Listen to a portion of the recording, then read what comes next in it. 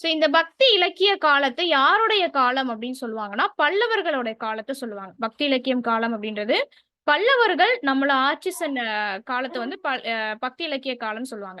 பல்லவர்கள் ரூல் பண்ண செஞ்சுரி என்னங்க? மைக் ஆஃப் பண்ணுங்க. பல்லவர்கள் எந்த பீரியட்ல இருந்து எந்த பீரியட் வரைக்கும் ரூல் பண்ணாங்க அப்படின்றத நான் ஃபர்ஸ்ட் கிளாஸ்லயே சொல்லியிருப்பேன். இன்ட்ரோடக்ஷன் கிளாஸ்ல சொல்லியிருப்பேன். ஞாபகம் இருக்கா? 7ஆம் நூற்றாண்டு.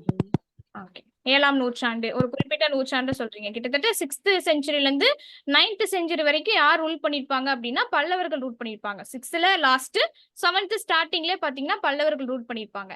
சோ இவங்களோட பீரியட்ல தான் பாத்தீங்கன்னா இந்த மதம் அப்படின்றது சைவம் வைணவம் அப்படின்னு சொல்லிட்டு 2 விதமா பிரியுது. சைவம் வைணவம். ஹிந்து மதம் பாத்தீங்கன்னா சைவம் வைணவம் அப்படின்னு சொல்லிட்டு 2 விதமா பிரியுது. இந்த சைவம் சார்ந்த மக்கள் எந்த சாமியை வழிபடுவாங்க? அப்படியா? சைவம் பெருமாளா? சிவன். சைவம் பாத்தீங்கன்னா சிவன், வைணவம் பெருமாள். பெருமாள் பெருமாள். ஓகேவா? அது இந்த பல்லவர் காலத்துலதான் பாத்தீங்கன்னா பெரிய லெவலுக்கு போகுது. ஏன்னா இவங்களோட பீரியட்ல தான் பாத்தீங்கன்னா சைவம் வைணவம் 2ஆ ஸ்பிளிட் ஆகுறாங்க. சைவம் சார்ந்த மக்கள் வந்து சிவனை வழிபடுறாங்க, வைணவத்தை சார்ந்த மக்கள் வந்து பெருமாள் வழிபடுறாங்க. ஏன் இவங்களோட பீரியட்ல வந்து பக்தி இலக்கியம் வந்து இவ்வளவு, அததான் பக்தி இலக்கியம் அப்படின்னு சொல்லுவோம். அந்த சைவம் என்னென்ன இலக்கியங்கள் வழிபட்டு இது எழுதுனாங்களோ, வைணவத்துல சேர்ந்தவங்க என்னென்ன இலக்கியங்கள் எழுதுனாங்களோ அதான் பக்தி இலக்கியம்னு சொல்லுவோம். ஏன் வந்து பல்லவர்கள் காலத்துல வந்து சைவம் வைணவம் அவ்வளவு பெரிய இம்பாக்ட் கிரியேட் பண்ணுச்சு அப்படின்னு பாத்தீங்கன்னா இவங்களுக்கு முன்னாடி யார் ரூல் பண்ணியிருந்தாங்கன்னு சொல்லியிருந்தேன்? 3 to 6. Very good. களப்பிரர்கள். அதாவது 3rd செஞ்சுரில இருந்து 6th செஞ்சுரி. நம்ம ஆர்டரா பாருங்க. ஃபர்ஸ்ட் பார்த்தது சங்க இலக்கியங்கள். சங்க இலக்கியங்கள் பாத்தீங்கன்னா 2ஆம் நூற்றாண்டு. ஓகேவா? 2ஆம் நூற்றாண்டுல தான் உங்களுக்கு 8 தொகை 10 பாட்டுலாம் உருவாயிருக்கும். அப்புறம் 3ல இருந்து 6 பாத்தீங்கன்னா 11 கீழ்கணக்கு நூல்கள். அந்த திருக்குறள், நாலடியார், நால்மணிக்கடிகை இது எல்லாமே உங்களுக்கு 11 கீழ்கணக்கு நூல்கள் 3 to 6. அந்த களப்பிரர்கள் காலத்துலதான் பாத்தீங்கன்னா 11 கீழ்கணக்கு நூல் தோன்றிருக்கும். இந்த களப்பிரர்கள் வந்து எந்த மதத்தை வந்து ஃபாலோ பண்ணாங்க அப்படின்னு பாத்தீங்கன்னா சமணம் பௌத்தத்தை ஃபாலோ பண்ணாங்க. சமணம் பௌத்தத்தை வந்து ஃபாலோ பண்ணாங்க. அப்போ சமண பௌத்தம் வந்து களப்பிரர்கள் ரூல் பண்ணும்போது நிறைய பேர் அதை ஃபாலோ பண்ண ஆரம்பிச்சாங்க. அதை வந்து இது பண்ணணும். ஏன்னா இதுக்கு சமண பௌத்தம் வர்றதுக்கு முன்னாடியே ஹிந்து மதம் தான் இருந்துச்சு. அப்ப அதை நம்ம புத்துயிர் எழுப்பி வரணும் அப்படின்னு சொல்லிட்டு பல்லவர்கள் காலத்துல என்ன பண்றாங்க அப்படின்னா சைவம் சார்ந்த வைணவம் சார்ந்த, ஏன்னா சைவம் வைணவம் சரி இந்து மதத்தை தான் பேசுது. சோ அப்போ அந்த இந்து மதத்தை வந்து டெவலப் பண்றதுக்காக இவங்க நிறைய இலக்கியங்கள் பழைய காலத்துல கிடைச்ச இலக்கியங்கள் எல்லாத்தையும் இது பண்றாங்க. சோ அப்படி தோன்றினதுதான் பல்லவர் காலத்துல பக்தி இலக்கிய காலம் அப்படின்னு சொல்றாங்க. அதாவது களப்பிரர் காலத்துல புத்தம் சமணத்தை வந்து ஃபாலோ பண்றாங்க. அதனால இந்து மதம் தான் பெருசு. ஏன்னா சமணம் பௌத்தம் அவங்க கொண்டு வந்தது. அப்ப அதுக்கு முன்னாடியே இருந்ததுதான் இந்து மதம் அப்படின்னு சொல்லி பல்லவர்கள் என்ன பண்றாங்க அப்படின்னு பாத்தீங்கன்னா சைவம் சார்ந்த வைணவம் சார்ந்த இலக்கியங்கள் எழுத ஆரம்பிக்கிறாங்க. ஓகேவா? இது வரைக்கும் புரிஞ்சா? அப்ப பக்தி இலக்கியம் எப்படி தோன்ற ஆரம்பிச்சது அப்படின்றது புரிஞ்சா?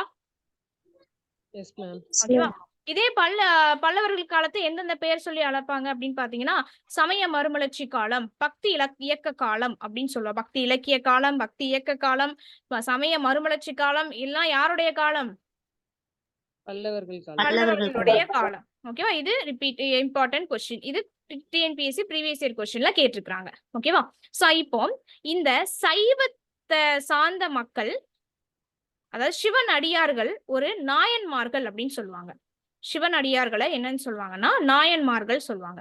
நாயன்மார்கள் மொத்தம் எத்தனை பேரு? 63. குழப்பிக்காதீங்க. 63 தான், 64 கிடையாது. நாயன்மார்கள் மொத்தம் 63. ஓகேவா? அதே மாதிரி பெருமாளை வழிபட்டவங்க வந்து எப்படி அழைக்கப்படுறாங்கன்னா ஆழ்வார்கள் அப்படின்னு அழைக்கப்படுறாங்க. ஆழ்வார்கள் மொத்தம் எத்தனை பேரு? 12 பேரு. அதாவது 12 ஆழ்வார்கள் அப்படின்னு சொல்லுவாங்க. சோ மீன்ஸ் 12 ஆழ்வார்கள் இருந்திருக்கிறாங்க. அப்ப இந்த நாயன்மார்கள் 63 பேரு. அந்த சிவன் கோயில்ல பாத்தீங்கன்னா அந்த சிவனுக்கு சைட்ல பாத்தீங்கன்னா குட்டி குட்டி சிலையா இருக்கும், பாத்திருக்கீங்களா? ஓகேவா? அவங்க எல்லாருமே பாத்தீங்கன்னா சிவன் அடியார்கள். அதாவது அந்த 63 நாயன்மார்களோட சிலைகள் எல்லா சிவன் கோயிலும் இருக்கும். அந்த 63 நாயன்மார்கள் சிலை பார்க்காதவங்க கோயிலுக்கு போய் பாருங்க. ஓகேவா? இது வந்து சும்மா நம்ம ஸ்டடீஸ் கூட ரிலேட் பண்றதுக்காக போய் பாருங்க. இல்ல நான் கோயிலுக்குலாம் போக மாட்டேன் அப்படின்னா நம்ம வந்து நான் வந்து சமயம் சார்ந்தோ நீங்க போய் சாமியை கும்பிடுங்க அப்படிலாம் நான் சொல்லல. நம்மளுக்கு படிப்புல வருது, நம்மளுக்கு ஒரு விஷயத்த வந்து பார்த்தா ஈஸியா இருக்கும் அப்படின்றதுக்காக போய் பார்க்கணும்னு விருப்பப்பட்டீங்க அப்படின்னா போய் பார்த்துட்டு வாங்க. அதே மாதிரி பெருமாள் கோயில்ல பாத்தீங்கன்னா 12 பேர். அதே மாதிரி பெருமாளுக்கு சைட்ல பாத்தீங்கன்னா ஒரு 12 சிலை இருக்கும், குட்டி குட்டி சிலையா பாத்திருக்கீங்களா? ஓகே. சோ அப்ப இவங்களை பத்தி பார்க்கக்கூடிய டாபிக் தான் இந்த பக்தி இலக்கிய டாபிக். ஓகேவா? சோ இந்த 63 நாயன்மார்கள், இதுல பாத்தீங்கன்னா ஒரு 27 சிவனடியார்கள் வந்து ஒரு இலக்கிய நூல்களை வந்து எழுதியிருக்காங்க. அததான் நம்ம பன்னிரு திருமுறைகள்ல பார்ப்போம். இத ஃபர்ஸ்ட் தெளிவா புரிஞ்சுக்கோங்க. ஏன்னா 12 திருமுறைகள் யாருக்கானது, நாலாயிர திவ்யபிரபந்தம் யாருக்கானது அப்படின்றதே நம்மளுக்கு கிளியரா ஐடியா இருக்காது. அப்ப 12 திருமுறைகள் யாருடையது? நாயன்மார்கள் மீன்ஸ் சிவனை வழிபட்டவங்களுடையது. ஓகேவா? சிவனை பத்தி தான் நிறைய கதைகள், நிறைய இலக்கியங்கள் வந்து சொல்லியிருப்பாங்க. சோ அப்ப 12 திருமுறைகள் யாரால இயற்றப்பட்டது அப்படின்னா சைவம் சார்ந்த சிவனடியார்கள் இயற்றப்பட்டதுதான் இந்த 12 திருமுறைகள். ஆழ்வார்கள் இயற்றியதுதான் என்னது? 4000 திவ்ய பிரபந்தம்.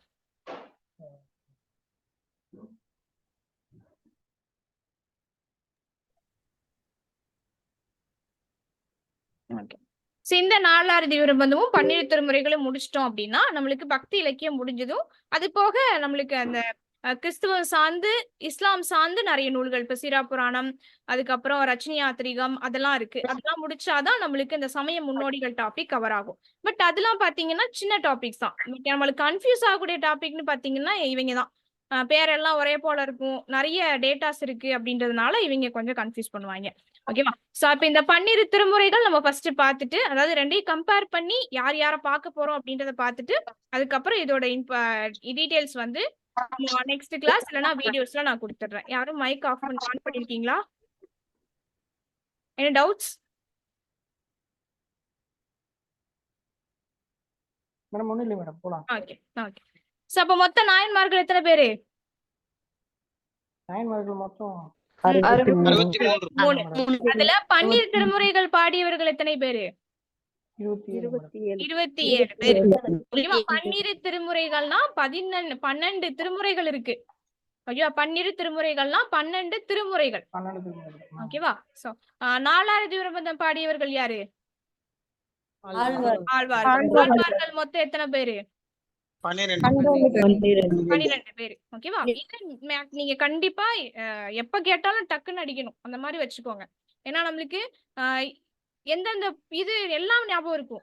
இலக்கியங்கள் எங்கேயோ பார்த்த மாதிரி இருக்கும், பாட்டு எங்கேயோ பார்த்த மாதிரி இருக்கும், ஆனா எங்க பார்த்தோம்னா மறந்து போயிரும், ஹெட்டிங்க மறந்துடுவோம். தமிழை பொறுத்தளவுக்கு அதான் சிக்கல்.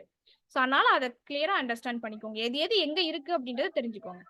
இந்த 12 திருமுறைகளை தொகுத்தவர் யாரு அப்படின்னு பாத்தீங்கன்னா, இவங்க எல்லாம் தனித்தனியா எழுதி வச்சிருக்காங்க. இத தொகுத்தவர் யாரு அப்படின்னு பாத்தீங்கன்னா நம்பியாண்டார் நம்பி. யார 12 திருமுறைகளை தொகுத்திருக்கார்? நம்பியாண்டார் நம்பி. நம்பி ஆண்டார் நம்பி. அது மாதிரி 4000 திவ்யபிரபந்தத்தை தொகுத்தது யாரு அப்படின்னா நாதமுனி. ஓகேவா? நாதமுனி. 12 திருமுறைகளை தொகுத்தது நம்பியாண்டார் நம்பி, நாதமுனிகளை தொகுத்தது 4000 திவ்யபிரபந்தத்தை தொகுத்தது நாதமுனி. ரெண்டுத்தையும் கம்பேர் பண்ணி ஞாபகம் வச்சுக்கோங்க. இந்த நம்பியாண்டார் நம்பி பாத்தீங்கன்னா 11 திருமுறைகளை தான் தொகுத்திருப்பாரு. 12ன்னு சொன்னீங்களே, அப்ப 11 திருமுறைகள் தான் தொகுத்திருக்கிறாரு அப்படின்னா இவருக்கு அப்புறம் வந்து ஆட் ஆகுனதுதான் 12வது திருமுறை பெரிய புராணம். ஓகேவா? அதாவது இவர் இருக்கும்போது வெறும் 11 திருமுறை தான் இவருக்கு கிடைச்சிருக்கும். இவர் காலத்துக்கு அப்புறம் வந்ததுதான் பாத்தீங்கன்னா பெரிய புராணம். அதனால இந்த திருமுறையை அவர் தொகுத்திருக்க மாட்டாரு. அப்ப நம்பியாண்டார் நம்பி தொகுத்திரு மொத்த திருமுறை எத்தனைதான்? 11 திருமுறை தான். ஓகேவா? அவ்வளவுதான். சோ இவருக்கு ஒரு பாத்தீங்கன்னா ஒரு ஸ்டோரி இருக்கு. நம்பியாண்டார் நம்பிக்கு ஒரு இன்ட்ரெஸ்டிங்கான ஒரு ஸ்டோரி இருக்கு. அது என்ன அப்படின்னு பாத்தீங்கன்னா, நிறைய பேர் தெரிஞ்சிருக்குமான்னு தெரியல. சோ நம்பியாண்டார் நம்பி ஒரு சின்ன வயசு ஒரு குட்டி பையன். அவங்க பாத்தீங்கன்னா ஒரு அப்பா வந்து இந்த ஒரு பிள்ளையார் கோயிலுக்கு வந்து பூஜை செய்யறது, ஐயர் மாதிரி பூசாரி மாதிரி. அந்த டைம்ல அவரோட அப்பாவுக்கு வந்து உடம்பு சரியில்லை. அப்போ வந்து என்ன பண்றாரு அப்படின்னா, தம்பி நீ போய் வந்து அந்த பிள்ளையார் கோயில்ல போய் இந்த பிரசாதம் வச்சு சாமி கும்பிட்டுட்டு வந்து பூஜை பண்ணிட்டு வந்துரு அப்படின்னு சொல்லிட்டு அந்த சின்ன பையனை, அதான் நம்பியாண்டார் நம்பியை அனுப்புறாரு. அப்ப பிள்ளையார் கோயில்ல போய் இவரும் என்ன பண்றாரு, பிரசாதத்தை எடுத்துக்கிட்டு பிள்ளையார் முன்னாடி வச்சு கும்பிட்டுட்டு நீ இந்த சாப்பிடணும் அப்படின்னு சொல்லி வேண்டிக்கிறாரு. அப்ப பிள்ளையார் வந்து அவர் சின்ன பையன் இல்லையா? இப்ப நம்மளுக்கே என்ன தாட் இருக்கும்? நம்ம வந்து பிரசாதம் வைக்கிறோம் அப்படின்னா, சாமி வந்து சாப்பிடும் அப்படின்ற ஒரு இது இருக்கும். அப்ப சின்ன பையன் அவருக்கு என்ன ஒண்ணு தெரியல.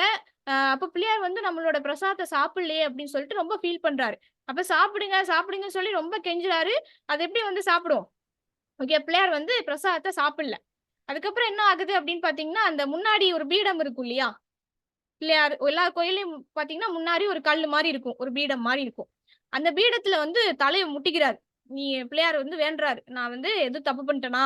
ஏன் சாப்பிட மாட்றீங்க?" அப்படின்னு சொல்லிட்டு அந்த பீடத்துல வந்து முட்டிக்கிட்டே இருக்கிறாரு.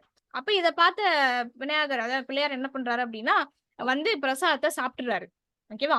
ஆ அந்த பிரசாதத்த சாப்பிட்ட உடனே வெளியில இருக்கக்கூடிய மக்கள்லாம் என்ன பண்றாங்க அப்படின்னா, "சார் சாமிக்கு படைச்ச பிரசாதத்த வந்து இவனே சாப்பிட்டுட்டான்." அப்படின்னு சொல்லிட்டு நம்பியாண்டா நம்பிய ரொம்ப எல்லாரும் கோவப்படுறாங்க. சோ ஏன்னா நம்மளோட பார்வையில சாமி வந்து பிரசாதத்த சாப்பிட்டுருச்சு அப்படிங்கிறப்போ, நம்ப முடியாத ஒரு விஷயம் மாரி தான் இருக்கும். அப்ப மக்கள் எல்லாமே யார நம்பல? நம்பியாண்ட நம்பிய நம்பல. அப்ப அவரு என்ன தண்டனை குடுக்கணும். சாமிக்கு வச்ச பிரசாதத்த வந்து இவன் சாப்பிட்டுட்டான் அப்படின்னு சொல்லிட்டு இவர் எவ்வளவோ சொல்றாரு. இல்லைங்க, பிள்ளையார் தான் வந்து சாப்பிட்டாரு அப்படின்னு சொல்றாங்க. யாருமே நம்பல. இவனுக்கு பனிஷ்மென்ட் குடுக்கணும் அப்படின்ற மாரி பேசிட்டு இருக்கும்போது, பிள்ளையாரே வந்து இவருக்கு வந்து சாட்சி சொல்றாங்க. நான் தான் வந்து சாப்பிட்டேன். அப்படின்னு சொல்லி நம்பியாண்டா நம்பிக்காக சாட்சி சொன்னாரு. அதனாலதான் நம்பியாண்டா நம்பி ஏன் வந்து 12 திருமுறைகள தொகுத்தாரு அப்படின்னா, இந்த பிள்ளையார் தான் நம்பியாண்டா நம்பிட்ட ஒரு கனவுல போய் சொல்றாராம். இந்த மாரி திருமுறைகள் வந்து சிதம்பரம் நடராஜர் கோயில் இந்த 12 திருமுறைகள் எங்க கிடந்துச்சு அப்படின்னு பார்த்தீங்கன்னா, அதாவது ஓலைச்சுவடிகள். சிதம்பரம் நடராஜர் கோயில்ல வந்து ஓலைச்சுவடிகள் இந்த திருமுறைகள் வந்து ஓலைச்சுவடிகள்ல துருப்புடிச்சு ஐ மீன் அந்த எலி கொறிச்சு து இது எறும்பெல்லாம் வச்சு சிதம்பரம் நடராஜர் கோயில்ல கிடக்குது. அது ஃபுல்லா அழியறதுக்குள்ள நீங்க போய் காப்பாத்துங்க அப்படின்னு சொல்லி இந்த பிள்ளையார் தான் நம்பியாண்டா நம்பிக்கு சொல்லி, நம்பியாண்டா நம்பி யார்ட்ட போய் சொல்றாரு அப்படின்னு பார்த்தீங்கன்னா, இந்த முதலாம் ராஜராஜ சோழன். ஓகேவா? என்னடா பல்லவர்கள்ன்னு சொல்லிட்டு சோழன் சொல்றீங்க அப்படின்னா, அந்த சோழன் டைம்ல சொல்றீங்க. சோ பல்லவர்கள், சோழர்கள் கிட்டத்தட்ட சேம் பீரியட்ல தான் ரூல் பண்ணிட்டு இருந்தாங்க. அப்ப திருமுறை கண்ட சோழன் யாரு? முதலாம் முதலாம் ராஜராஜ ராஜராஜ சோழன். சோழனுங்களா? ஓகேவா? சோ முதலாம் ராஜராஜ அந்த டைம்ல ரூல் பண்ணிட்டு இருந்த சோழன் யாரு பார்த்தீங்கன்னா, முதலாம் ராஜராஜ சோழன். அப்ப நம்பியாண்டா நம்பி போய் இந்த மாரி பிள்ளையார் வந்து என்னோட இதுல வந்து சொன்னாரு. இந்த மாரி சிதம்பரம் நடராஜர் கோயில்ல திருமுறைகள் எல்லாமே கிடக்குது. ரொம்ப அழியக்கூடிய நிலைமையில கிடக்குது. அத நம்ம எப்படியாச்சும் காப்பாத்தணும் அப்படின்னு சொல்லிட்டு முதலாம் ராஜராஜ சோழன்ட்ட போய் சொல்றாரு. அப்புறம் சோழர்கள்லாம் பார்த்தீங்கன்னா, சிவன வழிபடுறவங்க தான். அப்ப சிவன் அவங்களோட தாட்ஸ் என்ன இருக்கும் அப்படின்னா, நம்மளோட சமயத்த வந்து எல்லாத்துக்கும் பரப்பணும் அப்படின்ற ஒரு தாட்ஸ் இருக்கும். ஏன்னா அதுக்கு முன்னாடி வந்த களப்பிரர்கள் வந்து சமணம், புத்தம் நெறைய மதங்கள வந்து ஃபாலோ பண்ணிட்டு இருந்ததுனால, சோழர்கள் என்ன பண்ணியிருப்பாங்க அப்படின்னு பார்த்தீங்கன்னா, மேக்ஸிமம் எல்லாருமே சிவன வழிபடுறவங்க தான். அது நீங்க இந்த படத்துலலாம் பார்த்திருப்பீங்க. சோ அப்ப முதலாம் ராஜராஜ சோழன் என்ன பண்றாரு அப்படின்னு பார்த்தீங்கன்னா, ஆர்டர் போடுறாரு. நம்பியாண்ட நம்பிக்கு. "நீ போயி அத வந்து எடுத்துட்டு வந்து, நீ வந்து தொகு." தொகுக்கிறதுன்னா என்னது? ஒரு ஒரு கோர்வையா கொண்டு வர்றது. அங்கங்க கிடக்கிறத, பிச்சு பிச்சு கிடக்கிறத, ஒரு புக்ல கொண்டு வர்றது தான் தொகுக்கிறதோட அர்த்தம். அப்போ தொகுப்பித்தவன் யாரு அப்படின்னா சாரி தொகுத்தவன் யாரு அப்படின்னா, நம்பியாண்டா நம்பி. அம்பியாண்டா நம்பி. தொகுப்பித்தவன் யாரு அப்படின்னா, முதலாம் முதலாம் ராஜராஜ ராஜராஜ சோழன். முதலாம் ராஜராஜ சோழன். ஓகேவா? ராஜேஷ். தொகுப்பித்தவன் யாரு அப்படின்னு பார்த்தீங்கன்னா, முதலாம் ராஜராஜ சோழன். தொகுத்தவர் யாரு அப்படின்னா, நம்பியாண்டா நம்பியாண்டா நம்பி. அப்ப மேடம், ஆனா திருமுறை அந்த பாயிண்ட்ல திருமுறைகளை தொகுத்தவர் முதலாம் ராஜராஜ தப்பா இருக்கு. தொகுப்பித்தவன் தான் ஓ, வரும். சரி மேடம். எப்பவுமே அரசர்கள் வந்து எப்படிதான் இருப்பாங்க அப்படின்னா, தொகுப்பித்தவர்களா தான் இருப்பாங்க. தொகுப்பு. இவ அவங்க தொகுப்பித்தவனுக்கு போய் டைரக்டா எடுத்து பார்த்துட்டு இருக்க ஆமா, மாட்டாங்க. ஆமா. அவங்க போய் நம்ம எதுவுமே பண்ண மாட்டாங்க. ஜஸ்ட் ஆர்டர் தான் போடுவாங்க. அதனால அவ தொகுப்பித்தவனுக்கும், தொகுத்தவருக்கும் அதான் டிஃபரன்ஸ். தொகுப்பித்தவன் எப்பவுமே ஆர்டர் போடுவான். தொகுக்கிறவன் என்னன்னா வேலை செய்வான். ஓகேவா? அப்ப நம்பியாண்டா நம்பி தான் அந்த வேலைய செய்றது. அப்ப தொகுத்தவர் யாரு அப்படின்னா, நம்பியாண்டா நம்பி. சரிங்களா? ஆ, ஆ. சோ அப்ப திருமுறை கண்ட சோழன் இது ஒரு கொஸ்டின். திருமுறை கண்ட சோழன் யாரு? முதலாம் ராஜராஜ முதலாம் ராஜராஜ சோழன். இப்படிதான் 12 திருமுறைகள் தொகுக்கப்படுது. ஓகேவா? அப்ப 12 திருமுறைகள நம்பியாண்டா நம்பி தொகுத்து நம்மளுக்கு ஒரு கோர்வையா குடுத்திருக்கிறாரு. அத பத்தி தான் நம்ம பார்க்க போறோம். இது வரைக்கும் கிளியரா புரிஞ்சுதா? Yes ma'am. இத வந்து ஒரு கிளியரா ஒரு ஃப்ளோ சார்ட்ல எழுதி வச்சுக்கோங்க. ஏன்னா எப்பனாலும் நம்மளுக்கு இதெல்லாம் கன்ஃப்யூஸ் ஆகும். இப்ப பார்க்கிறதுக்கு ஈஸியா இருக்கிற மாரி இருக்கும். அப்ப இது ஃபுல்லா படிக்கும்போது நம்மளுக்கு கன்ஃப்யூஸ் ஆகுற மாரி இருக்கும். இப்போ ஒரு பக்தி இலக்கியம் அப்படின்னு சொல்லி ஹெட்டிங் போட்டு, பக்தி இலக்கிய காலம், சமய மறுமலர்ச்சி காலம், பல்லவர்களுடைய காலம், அது 2ஆ பிரியுது. சைவம், வைணவம். சைவம்னா சிவன், வைணவம்னா பெருமாள். நாயன்மார்கள் அதாவது சிவனடியார்கள் வந்து நாயன்மார்கள் என்று அழைக்கப்படுறாங்க 63 பேரு. பெருமாளோட அடியார்கள் வந்து ஆழ்வார்கள் என்று அழைக்கப்படுறாங்க 12 பேரு. இந்த நாயன்மார்கள்ல 27 பேர் தொகுத்தவர் தான் பன்னிரு திருமுறைகள். தொகுத்தவர் யாரு அப்படின்னா இந்த பன்னிரு திருமுறைகள் எழுதியது இந்த 27 பேரு. அதை தொகுத்தது வந்து நம்பியாண்டா நம்பி. ஆழ்வார்கள் எழுதியது நாலாதி விருப்பந்தம். இதோட தொகுத்தவர் யாரு அப்படின்னா நாதமுனி அப்படின்றத டிஃபரன்ஷியேட் பண்ணி எழுதிக்கோங்க. அது அந்த கோயில் என்ன அப்படின்னா சிதம்பரம் நடராஜர் கோயில்ல தான் இந்த பன்னிரு திருமுறைகள் கிடைச்சிருக்கும். சோ அடுத்து திருமுறைகளை தொகுப்பித்தவன் யாருன்னு கேட்டா முதலாம் ராஜராஜ சோழன் திருமுறை கண்ட சோழன் என்று அழைக்கப்படுறான். இதெல்லாம் பாயிண்ட்ஸ் அப்படியே எழுதிக்கோங்க. திருமுறை கண்ட சோழன். சோ அந்த நான் சொன்ன பாயிண்ட்டும் இருக்கு பாருங்க. நம்பியாண்ட நம்பி தொகுத்தவை 12 திருமுறைகள் தான். நம்பியாண்ட நம்பிக்கு பின் சேர்த்ததுதான் பெரிய புராணம், அதாவது கடைசி 12வது திருமுறை.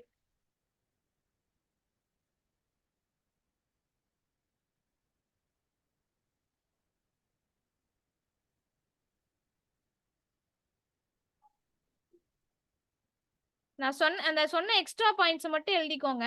இந்த ஃபைல் நான் உங்களுக்கு ஆப்ல ஷேர் பண்றேன், அதை பார்த்து படிச்சுக்கலாம். பிளஸ் உங்கள்ட்ட புக்கும் இருக்கு இல்லையா, தமிழ் புக்கும் இருக்கு. நான் இந்த ஃபைலும் ஷேர் பண்றேன். இதுலயும் எக்ஸ்ட்ரா பாயிண்ட்ஸ் நிறைய இருக்கும். அதுக்கு தாண்டி இதுல எக்ஸ்ட்ரா பாயிண்ட்ஸ்லாம் இருக்கும். நான் ஆப்ல உங்களுக்கு அப்லோட் பண்றேன். நீங்க அதை டவுன்லோட் பண்ணி யூஸ் பண்ணிக்கோங்க.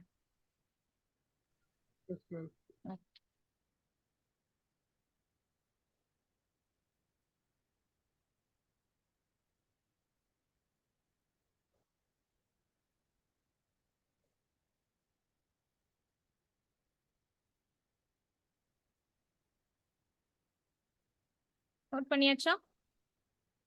Yes madam.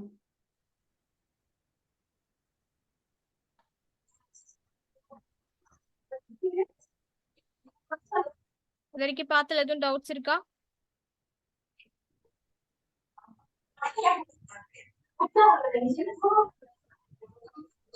யாரும் ஆன் பண்ணிருக்கீங்க? ஆஃப் பண்ணிக்கோங்க. எதுவும் டவுட்ஸ் இருந்தா மட்டும் ஆன் பண்ணி கேளுங்க. எனக்கு தான் மேடம் டவுட், மைக் எப்படி ஆஃப் பண்றதுன்னு தெரியல மேடம். சாரி. உங்களோட மொபைல் தானே யூஸ் பண்றீங்க? மொபைல்ல கீழே இருக்கும் பாருங்க, மைக் சிம்பிள் இருக்கும், அதை ஆஃப் பண்ணிக்கோங்க. மேடம் அதை கிளிக் பண்ணா நீங்க பேசுறது கேட்க மாட்டேங்குது மேடம். அப்படி இருக்காதே. இப்ப ஆஃப் பண்ணிட்டீங்களா கதிரேசன்? நீங்க பேசுறது சரியா கேட்கல மேடம், அதனாலதான் அதுதான் மியூட் ஆகும் மேடம். ஆமா ஆமா, அதை கிளிக் பண்ணிட்டீங்கன்னா அது மியூட் ஆயிரும். நீங்க பேசுறது எனக்கு கேட்காது. நான் பேசுறது உங்களுக்கு கேக்குதா இப்போ?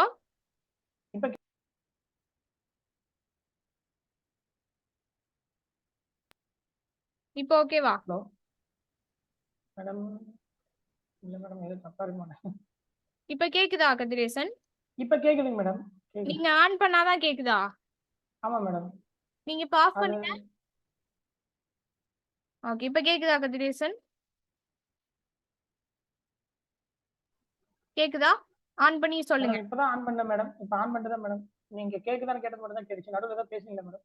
இல்ல நான் கேக்குதான்னு தான் கேட்டேன், வேற எதுவும் கேட்கல. நீங்க ஆஃப் பண்ணுங்க. நான் பேசிட்டே தான் இருப்பேன். எதுவும் கேட்கலன்னா நீங்க ஆன் பண்ணி சொல்லுங்க. ஓகேவா?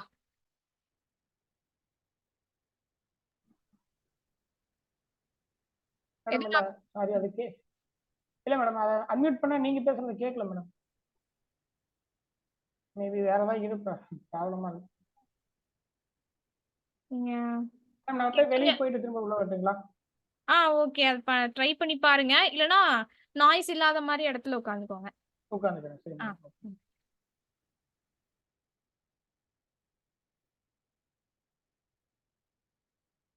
ஓகே, நெக்ஸ்ட் போலாமா? Yes ma'am. இந்த 12 திருமுறைகள்ல நம்ம யார் யார பார்க்க போறோம் அப்படின்றதான் அடுத்து. ஓகேவா? இவங்க தான் பெரிய சாப்டரே.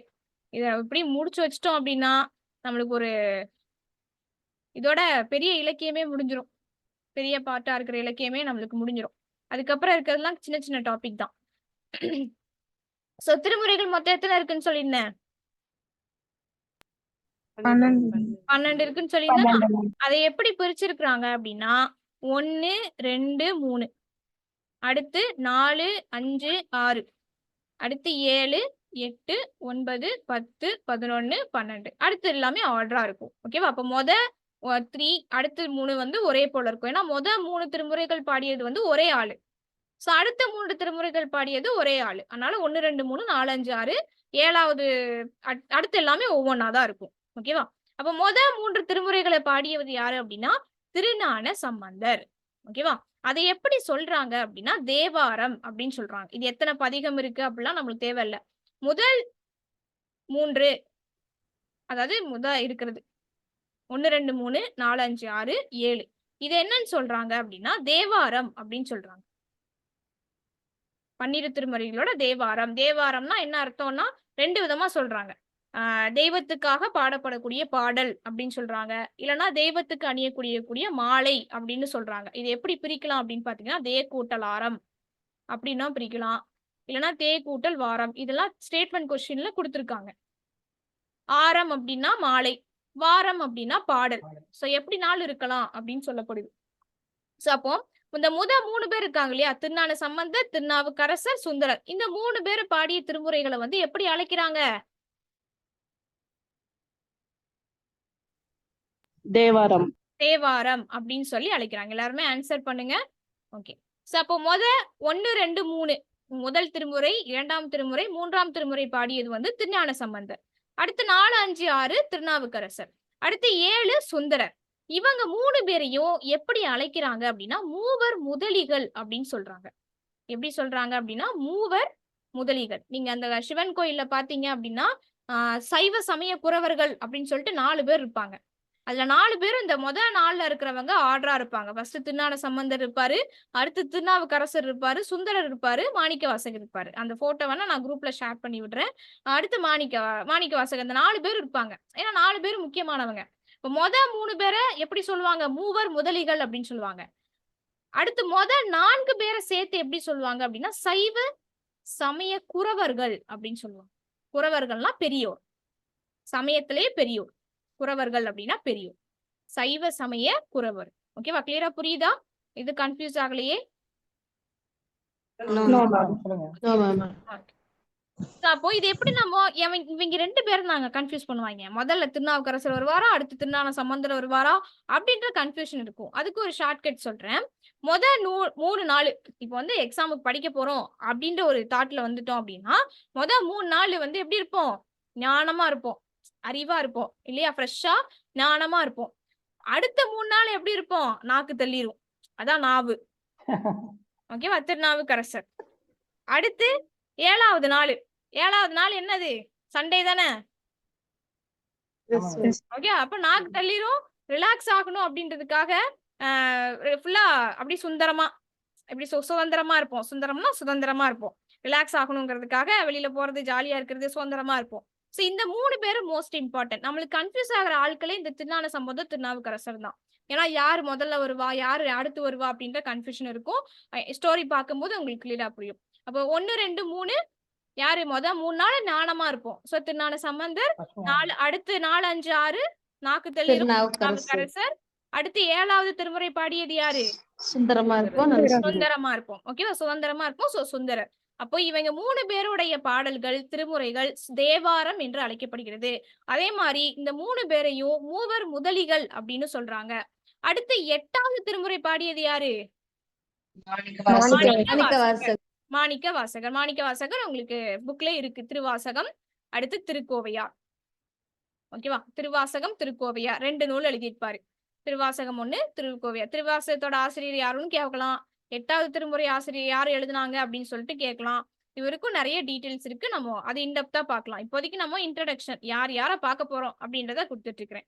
அடுத்து ஓகே 9 பேர், அதாவது 9வது திருமுறைய 9 பேர் பாடியிருப்பாங்க. இது 9 பேரும் தேவையானா கிடையாது. யாருமே தேவையில்ல. நம்மளுக்கு முதல் 1, 2, 3, 4, 5, 6, 7, 8, 10 அதுக்கப்புறம் 12வது தெரிஞ்சுக்கிட்டா போதும். மத்தபடி 9, 11 அவ்வளவா இம்பார்ட்டன்ட் இல்ல. யார் யாருன்னு சும்மா ரீட் பண்ணிக்கோங்க போதும், படிக்க வேண்டாம். இந்த சேந்தனார், கண்டராதித்தர் தெரியுமா? கண்டராதித்த சோழன். இந்த பொன்னியின் செல்வன் படத்துல இந்த பேரை கேள்விப்பட்டிருப்பீங்க. கேள்விப்பட்டிருக்கீங்களா? கண்டராதித்தர் யாரு?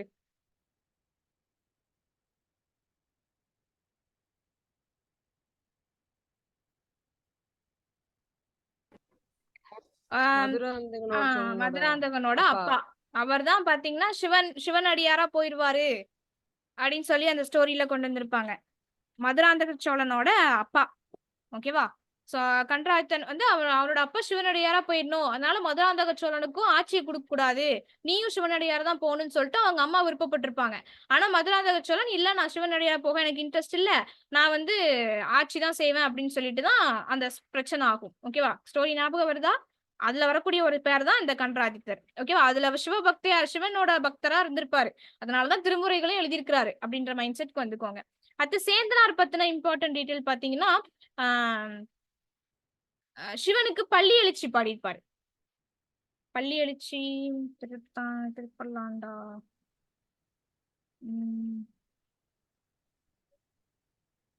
ஒரே நிமிஷம், அது மட்டும் நான் செக் பண்ணிட்டு சொல்றேன். ஒண்ணு பல்லாண்டு வரும், இல்லைன்னா திருப்பள்ளி எழுச்சி வரும், அது மட்டும் நான் செக் பண்ணிட்டு சொல்றேன். ஓகே.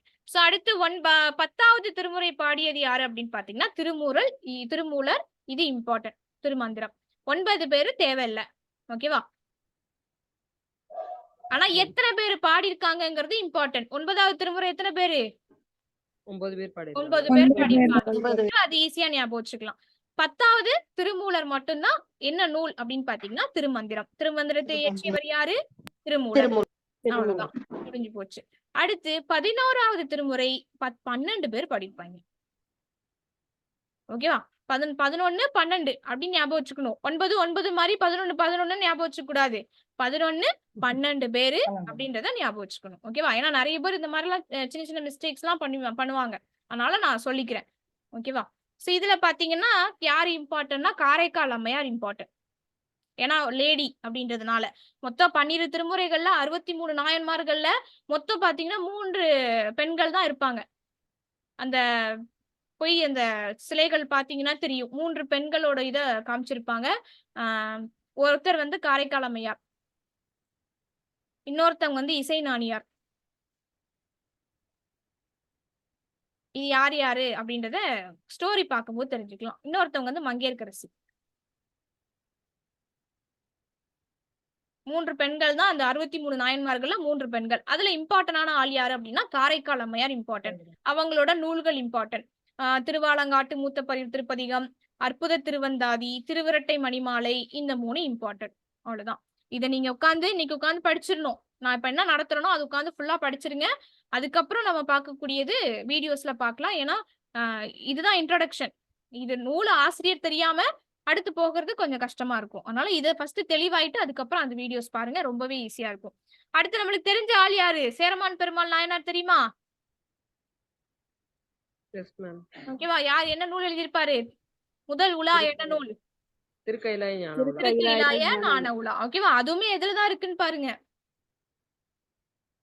திருவாரூர் மும்மணி கோவை, பொன்வண்ண தந்தாதி. அப்ப திருவாரூர் மும்மணி கோவை இது சேரமான் பெருமாளோட இதுவும் உங்களுக்கு எதுதான் இருக்கு? 12 திருமுறைகள்ல தான் இருக்கு. ஓகே, மத்தபடி வேற யாரும் தேவையில்ல. அடுத்து நம்பியாண்டா நம்பி, ஏன்னா தொகுத்தவரே இவர் தான், அதனால இவர் என்னென்ன சொல்லியிருக்கிறாரு இது எல்லாமே இம்பார்ட்டன்ட் கிடையாதுங்க. பாருங்க, திருநாகையூர் விநாயகர் மாலை சொன்னா பாத்தீங்கன்னா எல்லாமே பிள்ளையாரா எழுதியிருப்பாரு. ஏன்னா இவருக்கு ஸ்டோரியே பிள்ளையார்ல இருந்து ஆரம்பிக்குது.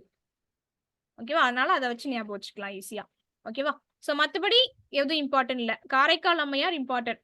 அடுத்து 12வது மோஸ்ட் இம்பார்ட்டன்ட் சேக்கிலார் பெரிய புராணம். மொத்த பாடல்கள் பாருங்க 4250 பாடல்கள் பெரிய புராணத்துல.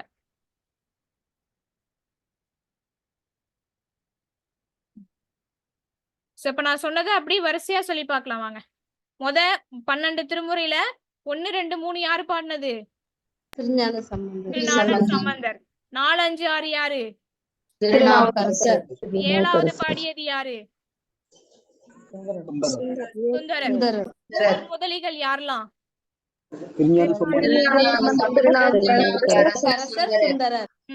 Very good. சமய சைவ குரவர்கள் 4 யாரு?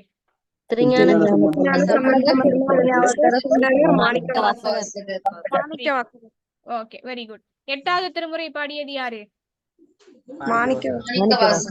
9வது திருமுறை பாடியது யாரு? 9 பேர் 9 பாடியிருப்பாங்க. பேர் பாடியிருப்பாங்க. Very good. 10வது திருமுறை திருமூலர். திருமூலர் திருமந்திரம். திருமந்திரம். 11வது திருமுறை பாடியது யாரு? 12 பேர் பாடியிருப்பாங்க. 12 பேர் பாடியிருப்பாங்க. Very good. பாடியிருப்பாங்க. 12வது திருமுறை சேக்கிழார். பெரிய புராணம். Super, very good. இவ்வளோ நம்மளுக்கு பேசிக்கா தெரிஞ்சுக்க வேண்டிய விஷயங்கள். இது கிளியரா புரிஞ்சா? அதே மாதிரி நம்ம ஆழ்வார்கள் யார் யார் இருக்காங்க அப்படின்றத பாத்துடலாம். அத பார்த்துட்டு இன்னும் இருக்குங்க, 12 திருமுறைகள் முடியல, இன்னும் நம்ம இண்டிவிஜுவலா பார்க்கணும். இப்ப அவ்வளவுதானா அப்படின்ற மாதிரி பெருமூச்சு விட்டுறாதீங்க. திருஞான சம்பந்தரோட டீடைல்ஸ் இருக்கு, திருநாவுக்கரசரோட டீடைல்ஸ் இருக்கு, எல்லாமே பார்க்க வேண்டியது இருக்கு. அது நம்ம கிளாஸ்ல கம்ப்ளீட் பண்ண முடியாதுன்றதுனால நான் உங்களுக்கு வீடியோஸ் அப்லோட் பண்ணுவேன். பட் இந்த ஒரு பேசிக் ஐடியாவோட இந்த டாபிக் நீங்க கவர் பண்ணீங்கன்னா ஈஸியா இருக்கும். ஓகேவா? அடுத்து ஆழ்வார்கள். எத்தனை பேர் ஆழ்வார்கள்? 12 பேர். 12 பேர்.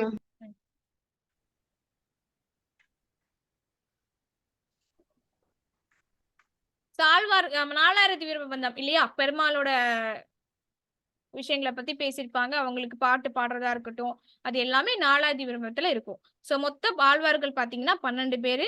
மொத்த பாடல்கள் எத்தனை பாத்தீங்கன்னா 3776. சோ இந்த பெருமாளோட, அதாவது வைணவ மரபுல தோன்றக்கூடிய பாடல் வந்து எப்படி சொல்றாங்க அப்படின்னா மங்களா சாசனம் அப்படின்னு சொல்றாங்க. மங்களா சாசனம் அப்படின்னு சொல்றாங்க. சோ இந்த பாடல்கள் பாடியவர்களை எப்படி சொல்றாங்க அப்படின்னா ஆழ்வார்கள் அப்படின்னு சொல்லப்படுது. சோ இந்த 4000 விருப்பத்தை பெயரிட்டவர் யாரு? நாதமுனிகள். சொன்னா தொகுத்தவர் யாரு? நாதமுனிகள் அப்படின்னு சொல்றோம் இல்லையா?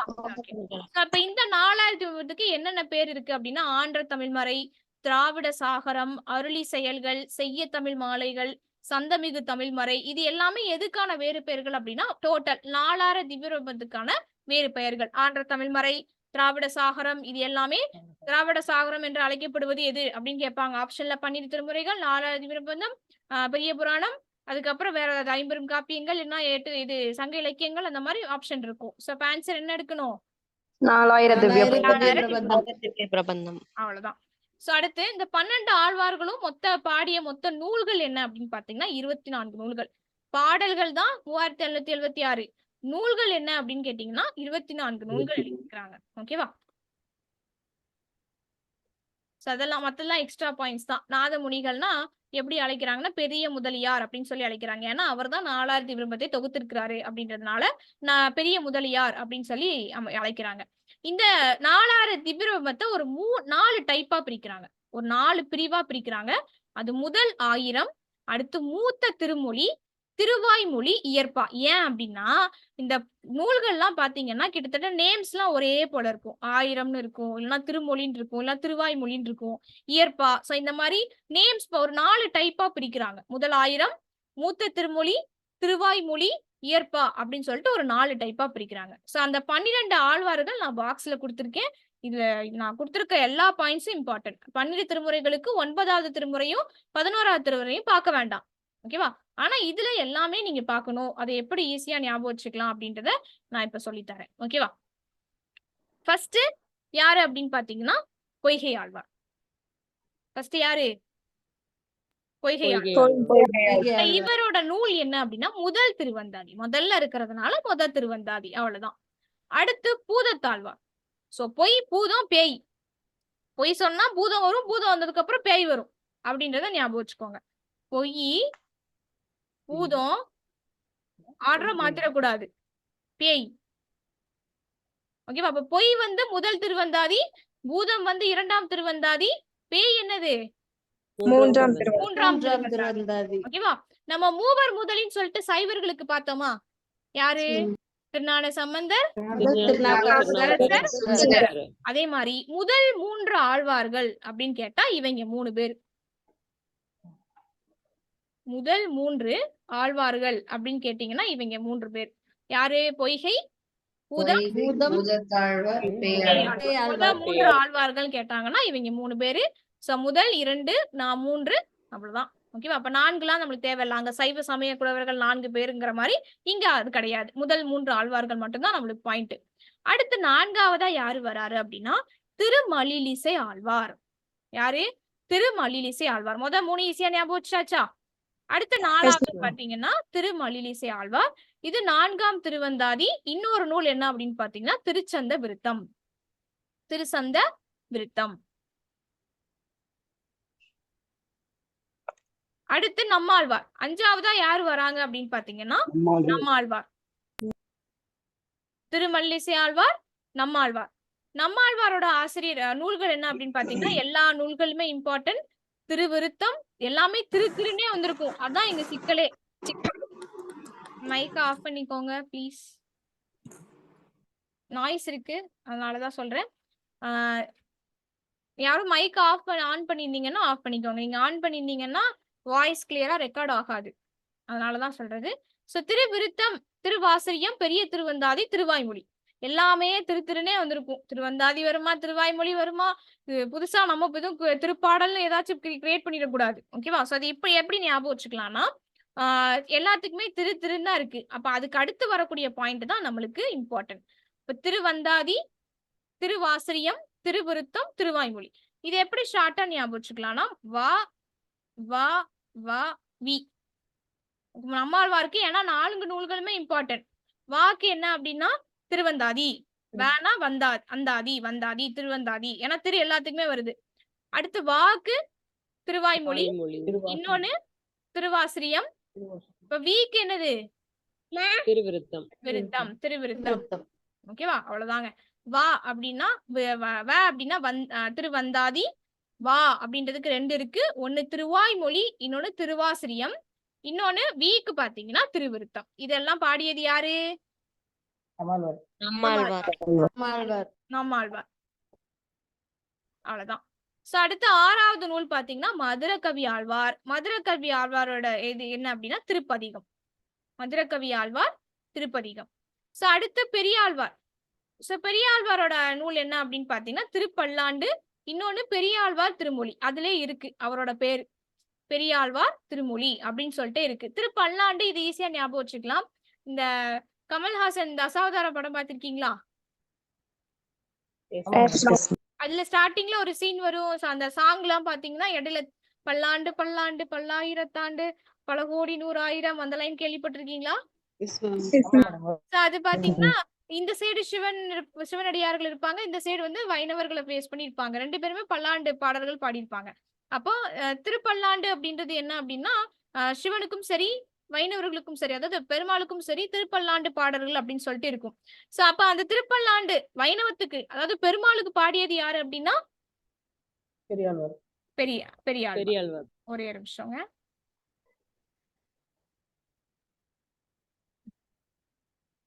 சோ பல்லாண்டு பெருமாளுக்கு பாடியது யாரு அப்படின்னு பாத்தீங்கன்னா பெரியாழ்வார். அடுத்து பெரியாளோட வளர்ப்பு மகள் யாரு அப்படின்னா ஆண்டாள். பெரியாழ்வாரோட வளர்ப்பு மகள் யாரு அப்படின்னு பாத்தீங்கன்னா ஆண்டாள். இது வந்து இந்த ஸ்ரீவில்லிபுத்தூர் கேள்விப்பட்டிருப்பீங்க. ஸ்ரீவில்லிபுத்தூர்ல இது இவங்களோட ஸ்டோரி இருக்கும். இவங்களோட நூல் என்ன அப்படின்னு பாத்தீங்கன்னா ஆச்சியார் திருமொழி, இன்னொன்னு திருப்பாவை. திருப்பாவை இம்பார்ட்டன்ட். ஓகேவா? இவங்க 2 நூலுமே இம்பார்ட்டன்ட். Tiruppavai most important. ஏன்னா ஆண்டாள் வந்து பாத்தீங்கன்னா அந்த சிவன் மேலேயே இறைவன் மேலேயே லவ் பண்ணி தூது விட்டுருப்பாங்க. இறைவனுக்கே தூது விட்டுருப்பாங்க ஆண்டாள். மேம்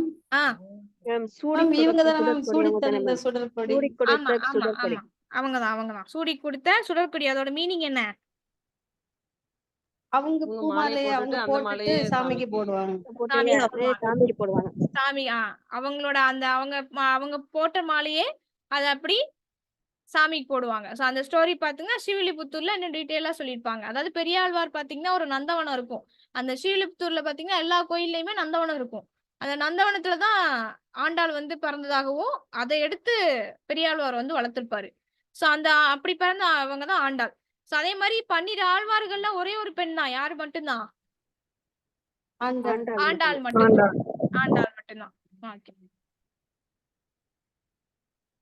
சோ அவங்க எழுதின நூல் தான் பாத்தீங்கன்னா நாச்சியார் திருமொழி, இன்னொன்னு திருப்பாவை.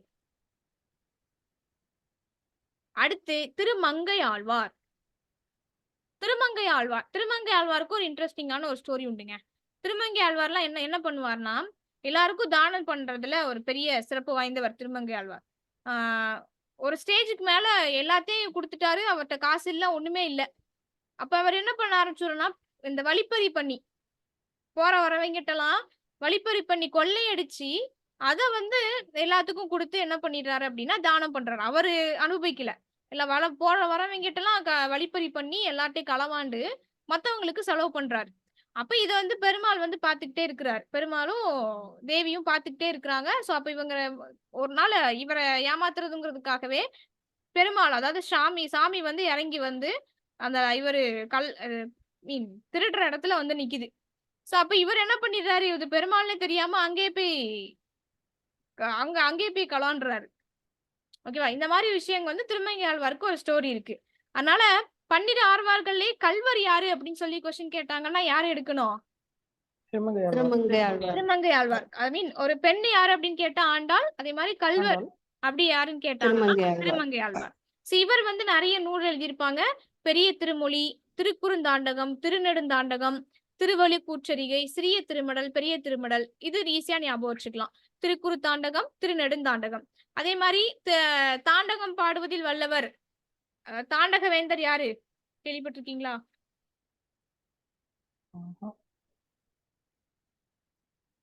தாண்டக வேந்தர் 12 திருமுறைகள்ல வருவாங்க.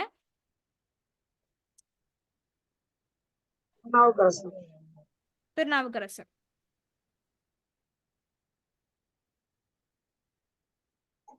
அதே மாதிரி வைணவத்துல தாண்டகம் பாடியது யாரு அப்படின்னா திருமங்கை ஆழ்வார்.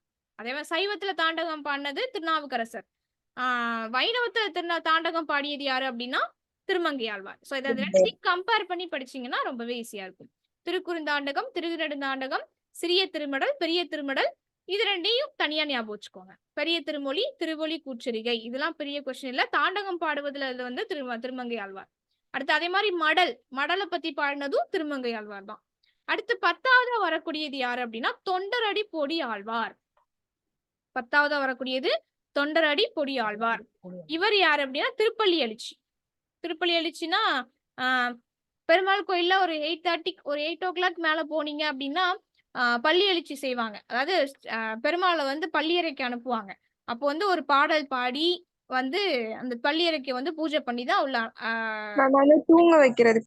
தூங்க வைக்கிறது. ஓகேவா? பள்ளியறைக்கு அனுப்புறதுங்கிறது பெருமாளை வந்து தூங்க வைக்கக்கூடிய ஒரு காட்சி. ஒரு 8 to 8:30 இந்த பெருமாள் கோயிலுக்குலாம் போனீங்க அப்படின்னா 8:30 மேல போனீங்கன்னா இந்த ஒரு விஷயத்த வந்து நீங்க பாக்கலாம். பெருமாள் கோயில் எங்கேயாச்சும் இருக்கு அப்படின்னா. சோ அந்த பள்ளி எழுச்சியை பாடினது யாரு இங்க? தொண்டரடி பொடி ஆழ்வார். ஓகேவா? அடுத்து 11வது யாரு அப்படின்னா திருப்பானாழ்வார். திருப்பானாழ்வார் ஒரு திருப்பதிகம் பாடியிருப்பாரு. அது நம்மளுக்கு அவ்வளவா இம்பார்ட்டன்ட் இல்ல. நம்மளுக்கு மோஸ்ட் இம்பார்ட்டன்ட் யாரு அப்படின்றத சொல்லிடுறேன். Kulasekhara Alvar most important. ஓகேவா? எல்லாத்தையுமே நீங்க தெரிஞ்சுக்கணும். ஆனா எது மோஸ்ட் இம்பார்ட்டன்ட் அப்படின்னு சொல்றேன். Nammalvar most important, Periyalvar most important, Andal most important. ஓகேவா? மத்ததெல்லாம் என்னென்ன டீடைல்ஸ் அப்படின்றத தெரிஞ்சுக்கிட்டீங்கன்னா போதும். இந்த குலசேகர ஆழ்வாரோட இது நூல் என்ன அப்படின்னா பெருமாள் திருமொழி. இது ரிப்பீட்டட் கொஸ்டின்ங்க. பெருமாள் திருமொழியோட நூல்கள் எண்ணிக்கை எத்தனை அப்படிலாம் கொஸ்டின் கேட்டிருக்காங்க. 105 நூல்கள். நூல்கள் கிடையாது, பாடல்கள். பெருமாள் திருமொழி ஒரே ஒரு நூல். குலசேகர ஆழ்வார். சோ அப்ப இந்த குலசேகர ஆழ்வார் என்ன அப்படின்னா ஒரு அரசரா இருந்திருப்பார். அப்ப 12 ஆழ்வார்கள்லயே அரச மரபுல இருந்து வந்தது யாரு? குலசேகர ஆழ்வார். இது ஒரு ப்ரீவியஸ் இயர் கொஸ்டின்ல இப்படி கேட்டிருந்தாங்க. குலசேகர ஆழ்வார் என்ன மரபை சார்ந்தவர்? சேரர், சோழர், பாண்டியர் அப்படின்னு சொல்லி கேட்டிருந்தான். என்ன அப்படின்னா சோழர். ஓகேவா? ஓகே. ஒரே நிமிஷம் சோழர் ஆட்சியில் நான் செக் பண்ணிக்கிறேன்.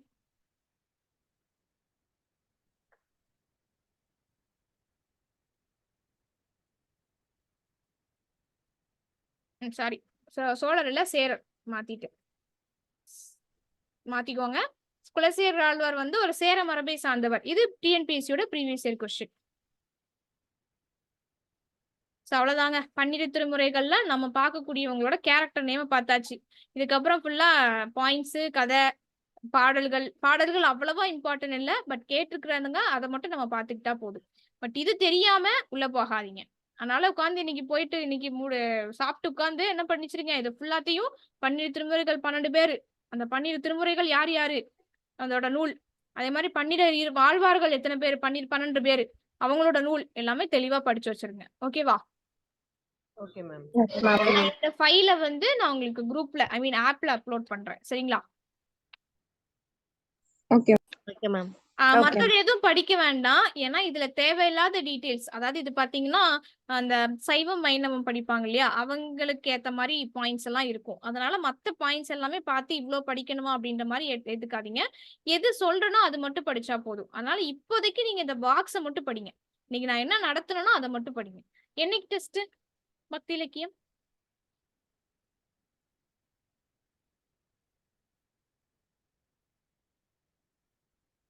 ஷெட்யூல் பாத்தீங்களா?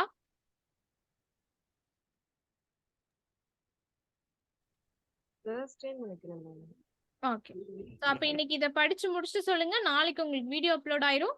அதுக்குள்ள நீங்க படிச்சிடலாம். சரிங்களா? வேற எதுவும் டவுட் இருந்துச்சு படிக்கும்போது அப்படின்னா டவுட் கேட்டுக்கோங்க. அவ்வளவுதான், இன்னைக்கு கிளாஸ் ஓவர். எதுவும் டவுட் இருந்துச்சுன்னா கேட்டுக்கோங்க.